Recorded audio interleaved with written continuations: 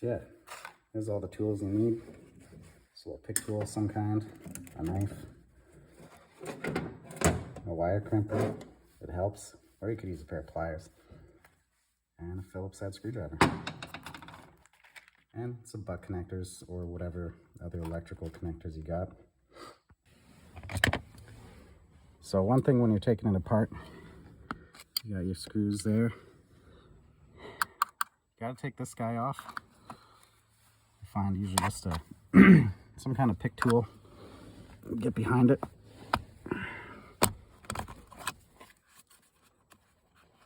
Should just pop right off. And then you got your 3 screws in behind, and that's it. All right, so this is how you fix your heated seats in a Dodge Dakota, Dodge Durango, 99-03. Usually you got a little switch here. The light will be flashing, telling you it's not working. You don't have to take the seat out, but I find it's easier if you do. So there's just 1, 2, 3, and 4 bolts. Just take those out. There's a couple clips underneath for the wiring harness. You unclip those so it comes out. And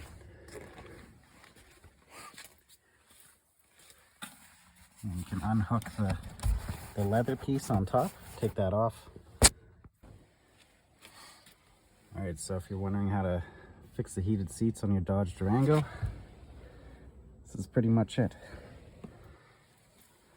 Really all you got to do is take this side piece off. It's all Phillips screws, so you really just need a screwdriver. Pop that off. Unhook your leather topper. And yeah, so here's your heated seat element. You can see usually there'll be like a burn mark or something. That'll tell you there was a short. And yeah, all you got to do is just reconnect the shorted out wires. And just like that, the light is no longer flashing, which means it's actually heating up.